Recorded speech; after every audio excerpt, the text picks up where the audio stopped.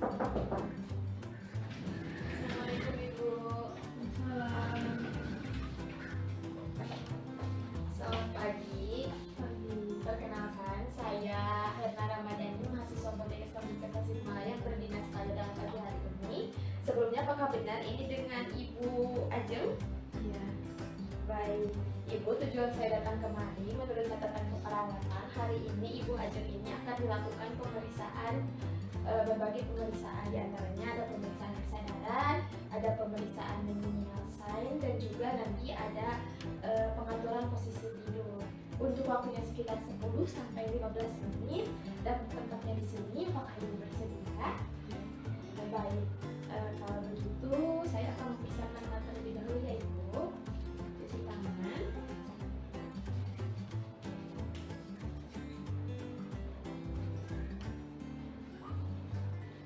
Handscoon.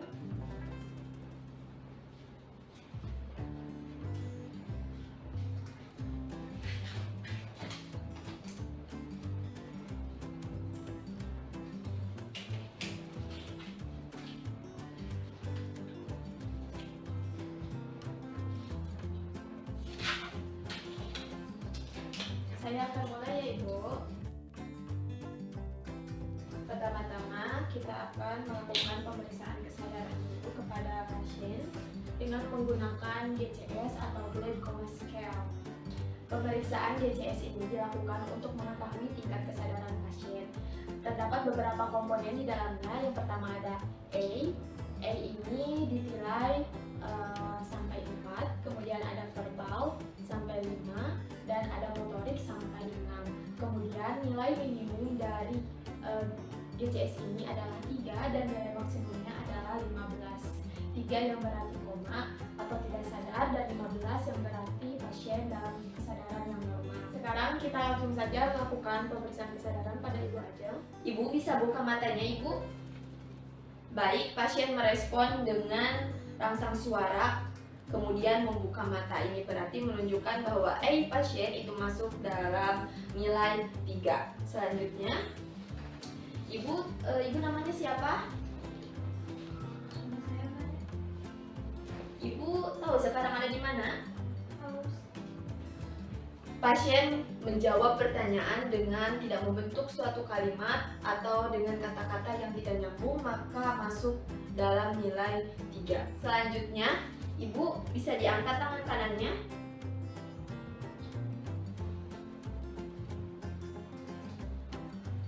Baik, pasien merespon rangsang nyeri dengan menghindari nyeri, maka nilai dari motoriknya adalah 4. Secara keseluruhan tadi A-nya 3, kemudian verbalnya 3, dan motoriknya 4, maka hasilnya adalah 10. Pasien sekarang masuk dalam kondisi kesadaran delirium. Baik, selanjutnya adalah pemeriksaan dari Menial Sign. Pertama-tama saat kita akan melakukan pemeriksaan Menial Sign, hal yang harus kita pastikan adalah pastikan pasien tidak memiliki masalah gangguan struktural di leher atau sendi bantalan tulang leher dengan cara menggeleng-gelengkan lehernya terlebih dahulu. Maaf ya Bu. Baik, tidak ada gangguan. Kemudian juga pastikan bahwa pasien ini tidak memiliki masalah gangguan kekakuan di leher dengan cara menarik bahunya. Seperti ini. Bu, bentar. Tarik bahunya. Oke, tidak ada gangguan. Selanjutnya, sekarang kita akan langsung melakukan pemeriksaan Menial Sign dengan pertama-tama pastikan pasien tidak menggunakan bantalan. Maaf ya Bu.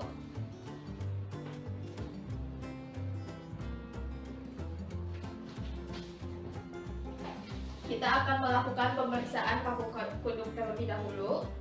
Tangan kiri di bawah kepala pasien, kemudian tangan kanan di dada. Kemudian kita lihat, itu bisa diangkat dagunya ke dada. Tidak bisa. Terlihat pasien tidak bisa Terlihat dagu tidak bisa menempel ke arah dada, itu berarti ada tahanan atau ada kaku kuduk di daerah leher, itu berarti kaku kuduk positif. Yang kedua adalah pemeriksaan Kernig sign, yaitu dengan cara melakukan ekstensi pada, yaitu dengan cara melakukan fleksi sendi panggul, kemudian ekstensi sendi lutut. Kita angkat sampai ke 135 derajat. Apabila pasien tidak ada tahanan, kemudian juga tidak ada fleksi pada kaki yang sebelahnya, ini berarti Kernig sign negatif. Selanjutnya adalah pemeriksaan Brudzinski. Pemeriksaan Brudzinski ini ada 4, ada Brudzinski 1 sampai ke 4. Kita akan memeriksa Brudzinski 1 terlebih dahulu seperti tadi, pemeriksaan kaku kuduk, kemudian nanti dilihat apakah sendi lutut atau sendi pahanya ini mengalami fleksi atau tidak. Kita cek kembali. Ternyata tidak ada fleksi. Ini berarti menandakan bahwa Brudzinski 1 negatifnya. Kita ke Brudzinski yang kedua adalah dengan mengangkat kaki dengan posisi yang lurus, 70 derajat diangkat ke atas. Apabila ada tahanan, itu berarti menandakan Brudzinski-nya positif, dan juga apabila ada fleksi pada sendi panggul dan lutut kaki sebelahnya. Apabila negatif, itu tidak ada tanda keduanya. Ini pada pasien ini ternyata hasilnya negatif. Yang ketiga adalah pemeriksaan Brudzinski yang ketiga adalah dengan melakukan penekanan pada osteogomatikum pada pasien untuk melihat apakah ada fleksi atau tidak pada sendi di sikut pasien. Kita lakukan pemeriksaan atau penekanan osteogomatikum dengan menggunakan 2 ibu jari. Dilihat, ternyata tidak ada tanda-tanda dari Brudzinski yang ketiga ini. Dan yang keempat adalah pemeriksaan Brudzinski yang keempat adalah dengan melakukan penekanan pada simfisis pubis. Penekanan pada simfisis pubis ini harus dipastikan terlebih dahulu kandung kemihnya pasien ini sudah kosong atau pasien sudah mengeluarkan urinnya. Kita lakukan penekanan dan dilihat apakah ada fleksi atau tidak pada bagian panggul dan juga lutut. Ternyata kedua kaki tidak mengalami fleksi, berarti Brudzinski yang keempat ini hasilnya negatif. Yang terakhir dari pemeriksaan Brudzinski ini adalah pemeriksaan Lasek, yaitu sama seperti pemeriksaan Brudzinski yang kedua. Diangkat 70 derajat. Kemudian apabila pasien ini memiliki tahanan tidak sampai ke 70 derajat, maka hasilnya positif. Namun pada pasien ini ternyata bisa sampai 70 derajat, maka hasilnya adalah negatif. Baik, itu dia pemeriksaan Brudzinski. Tadi telah kita ketahui bahwa yang positif hanya ada pada kaku kuduk pasien. Pada Brudzinski 1 sampai 4 hasilnya negatif, dan juga pada pemeriksaan Lasek hasilnya negatif. Yang ketiga, kita akan melakukan pengaturan posisi pada pasien apabila pasien terkena stroke akut. Hal pertama yang harus kita lakukan adalah dengan mengelevasikan kepala pasien dengan posisi 30 derajat.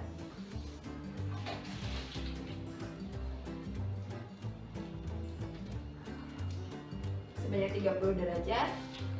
Seperti ini.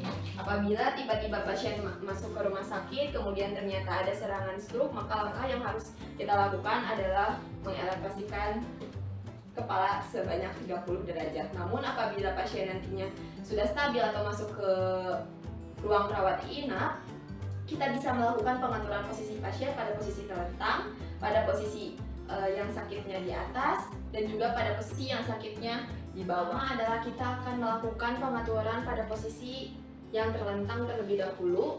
Karena pasien ini mengalami hemofarisis atau kelumpuhan di sebelah kiri, maka kita akan tahan tangan yang mengalami hemofarisisnya.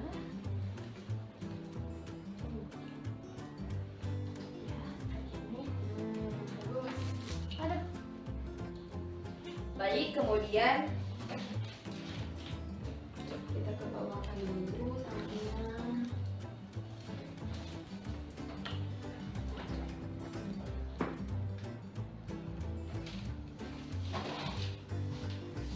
Kemudian di posisi kaki, untuk mempertahankan posisi netral, kita harus mengganjal di bagian kaki agar tidak miring ke kanan dan juga ke kiri. Dan kemudian pada bagian kepalanya kita lakukan bantalan untuk menyanggah agar tidak miring ke kanan dan juga ke kiri, dan untuk memastikan posisi yang netral. Baik, ini dia posisi terlentang. Selanjutnya kita akan mengatur posisi pasien saat bagian tubuhnya yang sakit atau yang mengalami kelumpuhan itu di bagian atas.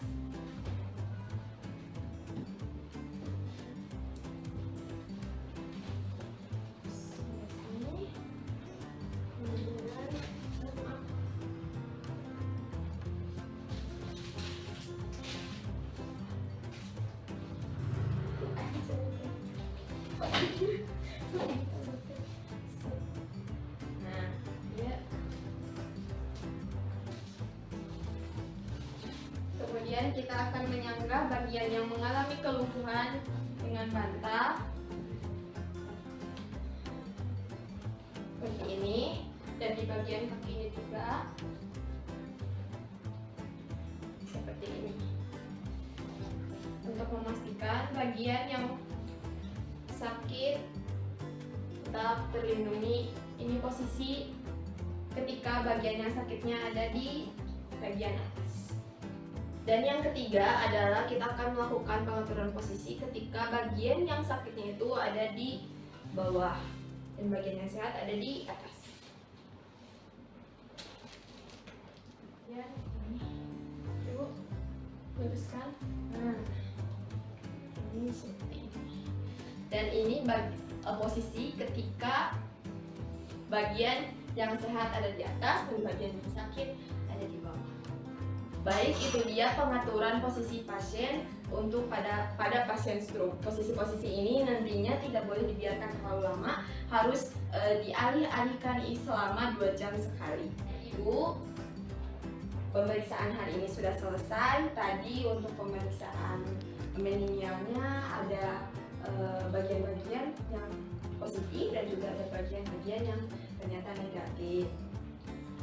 Nanti untuk pengaturan posisi, ibu bisa memindah-mindahkan posisi ibu aja ke kanan, ke kiri ataupun terlentang sebanyak 2 jam sekali ya ibu, dengan cara yang seperti tadi sudah kita pelajari. Apakah ada yang ingin ditanyakan ibu? Baik, jika tidak ada, untuk sekarang saya akan pamit terlebih dahulu. Bereskan alat, cuci tangan. Ini untuk buka